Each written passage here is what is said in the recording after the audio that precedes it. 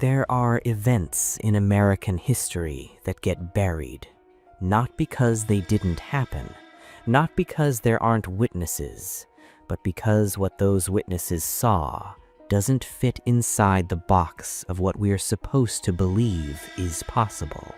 Flatwoods, West Virginia, is the kind of town that time forgot on purpose. Tucked into the Appalachian hills, roads that snake through forests so dense the sunlight barely reaches the ground.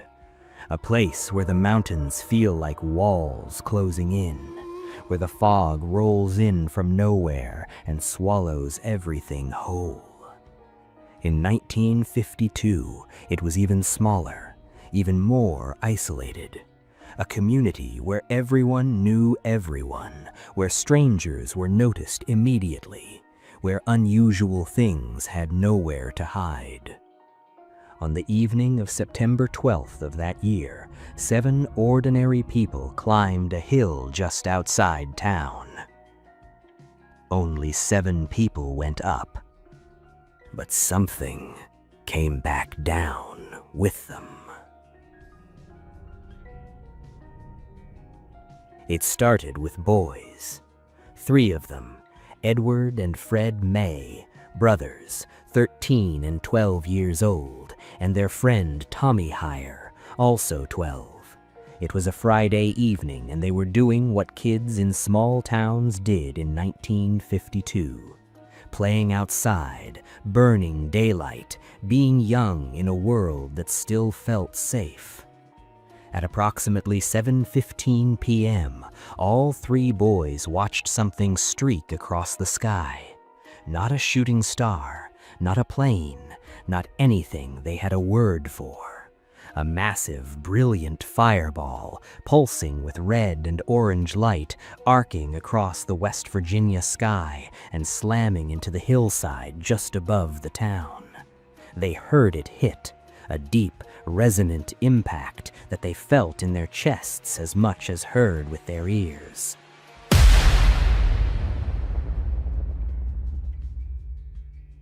The hill belonged to a local farmer named G. Bailey Fisher. The boys had climbed it 100 times. They knew every path. But tonight, something was up there. Something that had fallen from the sky. They ran. Because that's what 12-year-old boys do. They ran toward it. They stopped first at the home of Kathleen May.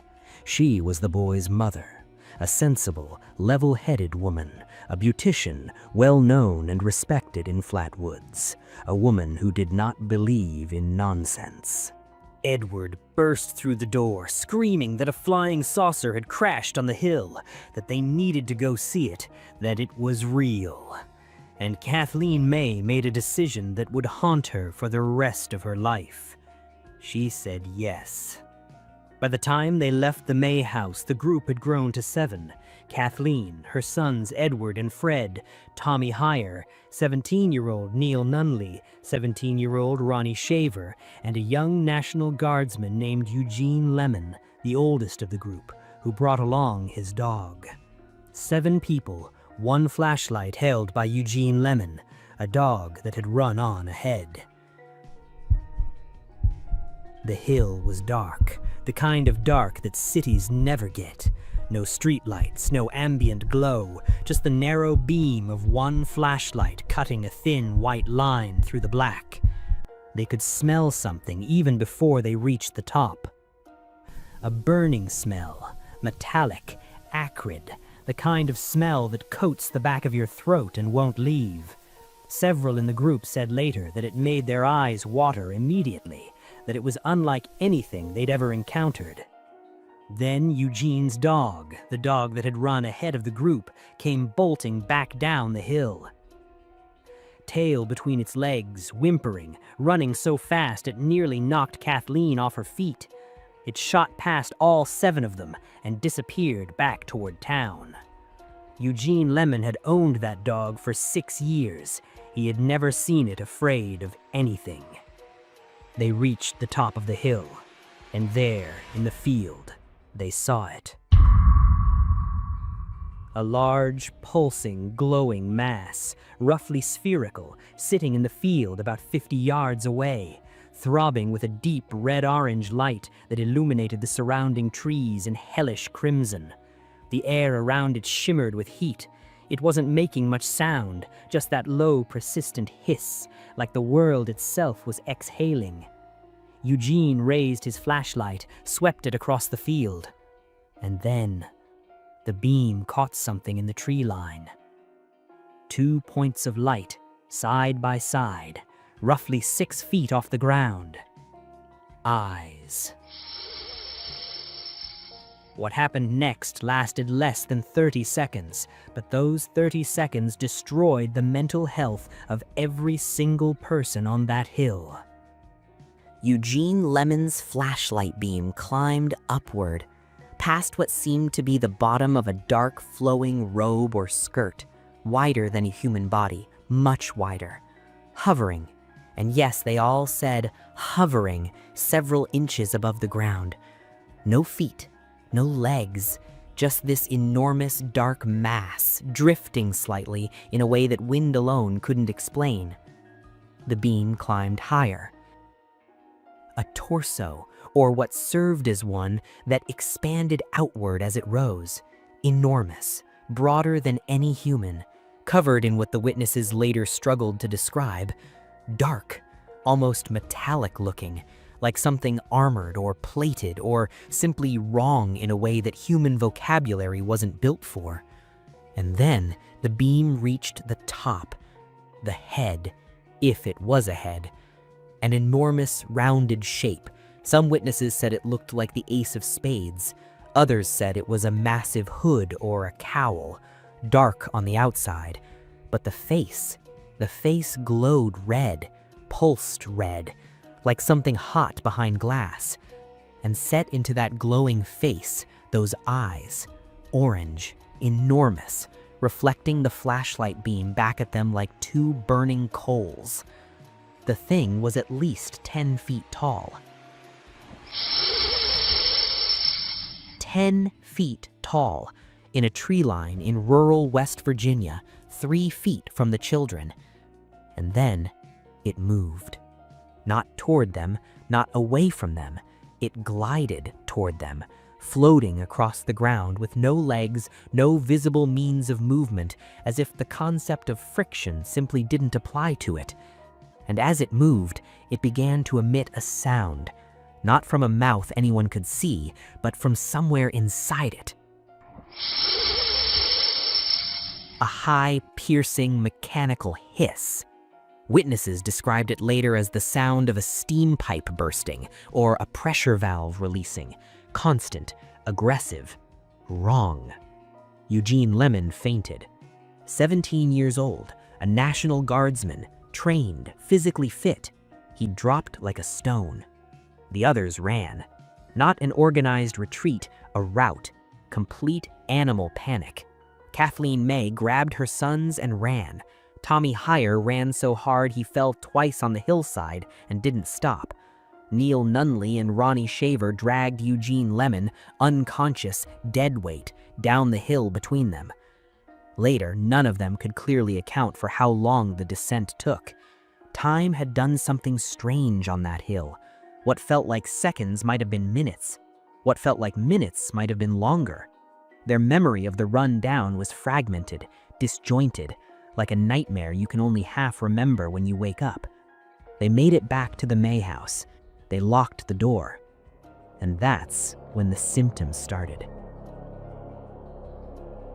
Within an hour, every single member of the group began experiencing the same constellation of symptoms. Nausea, violent nausea.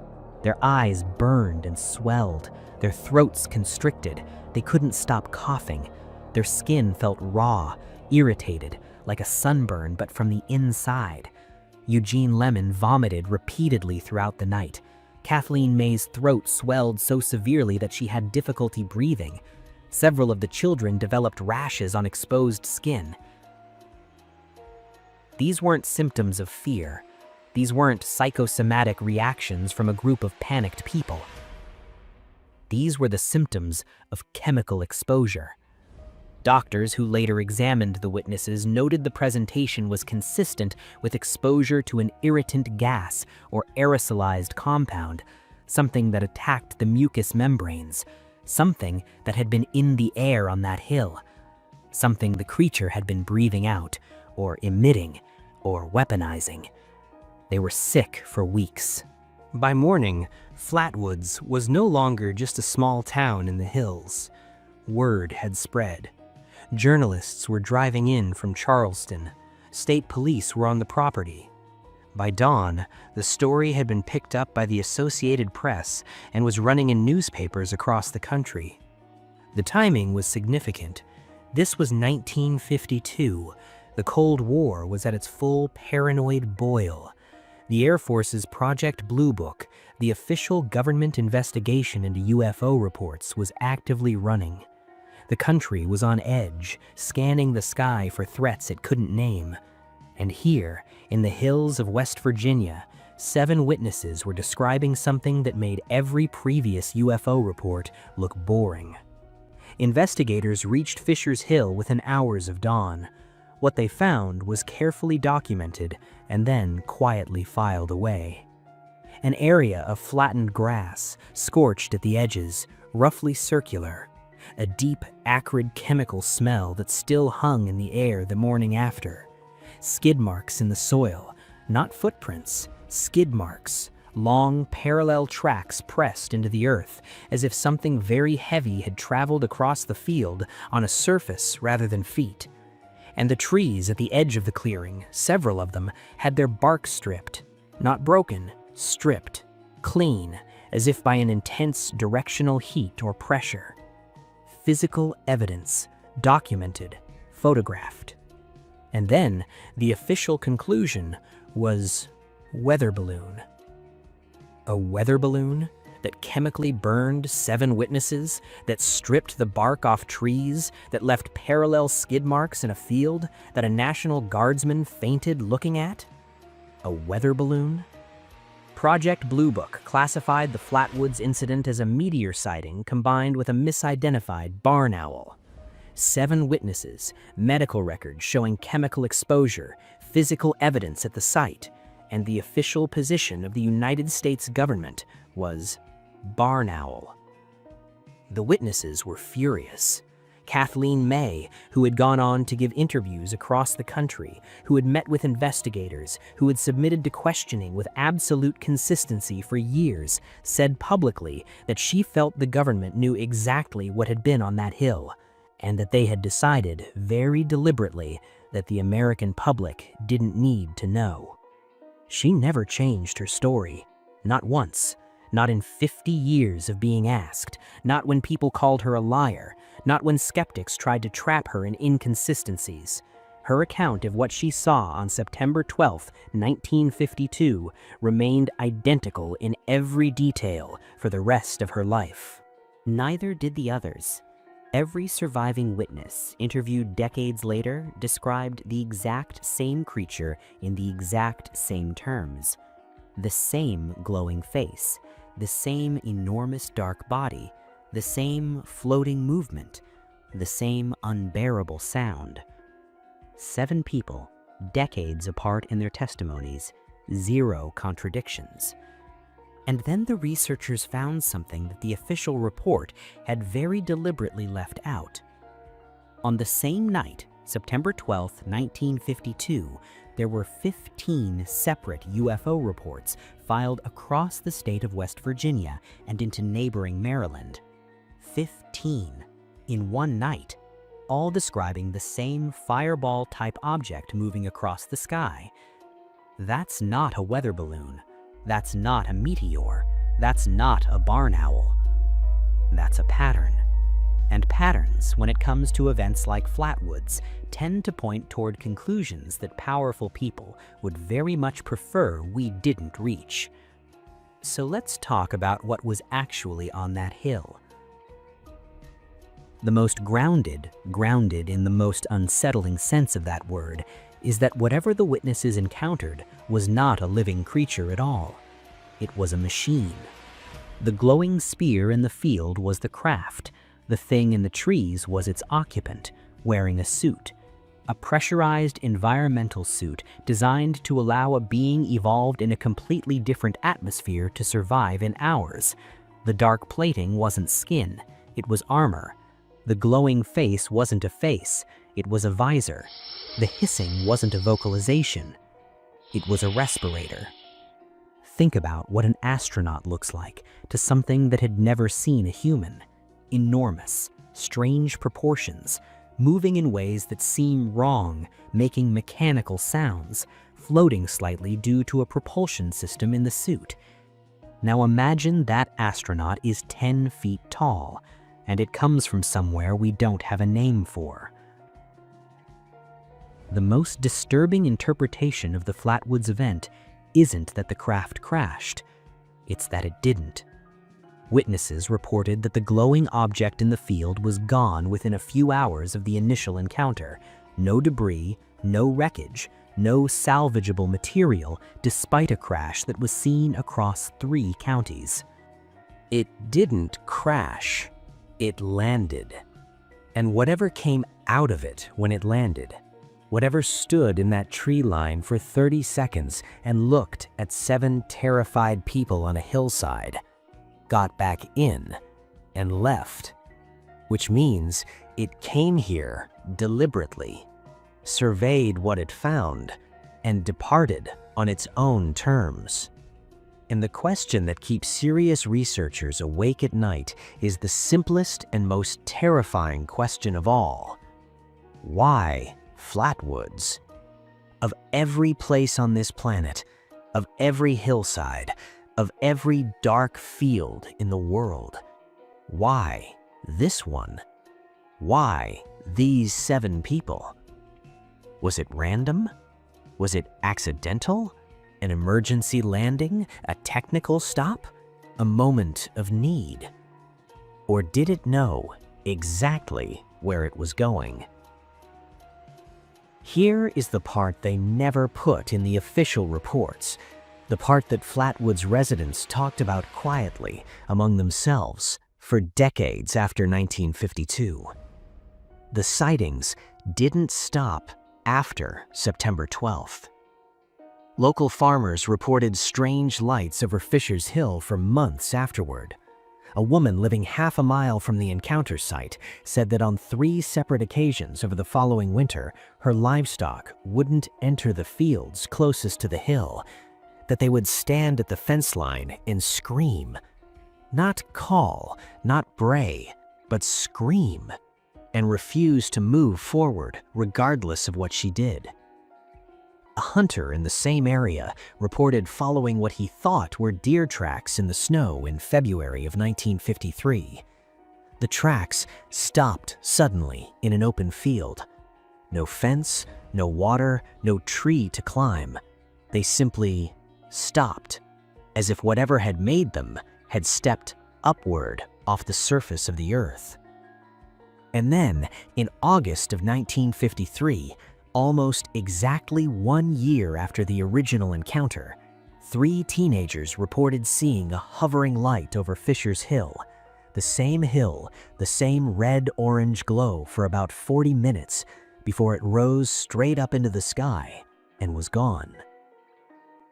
Anniversary behavior. Like something returning to a place it had been before. Like something that hadn't forgotten where Flatwoods was. Like something that was keeping track. Kathleen May died in 2012. She was 90 years old. She gave her last interview about the Flatwoods monster just months before her death. When the interviewer asked her if she ever wished she hadn't gone up that hill, she was quiet for a long time. Then she said, "Some nights, yes, because you can't unknow something. You can't unsee it. Once your brain understands that the world is bigger and stranger and more dangerous than you were told, there's no going back from that. The dark is never the same again. The dark is never the same again." I want you to think about what those 7 people experienced. Not the creature, Not the craft, not the chemical burns or the government cover-up or any of the big terrifying pieces of this story. I want you to think about the walk down. After Eugene Lemon fainted, after the hissing started and the thing began to move, after they ran, 7 people running down a dark hillside in the middle of the night with one flashlight between them, stumbling, falling, not looking back. And every single one of them, in every single interview they ever gave, said the same thing about that run. They never heard it stop following them. They never heard the hissing stop. They just ran until they hit the lights of town, and they prayed that light meant something to whatever was behind them. They never knew if it did. Tonight, somewhere above the Appalachian Hills, the sky is dark and vast and mostly empty. Mostly. They came here once, with purpose, with intention, and they left on their own terms. The Flatwoods Monster was never caught, never cornered, never studied or explained away by anyone with the courage to look at what the evidence actually shows. It came down from the sky. It looked at us, and then it went back. The question isn't whether it existed. The question is where it went and whether it's finished looking.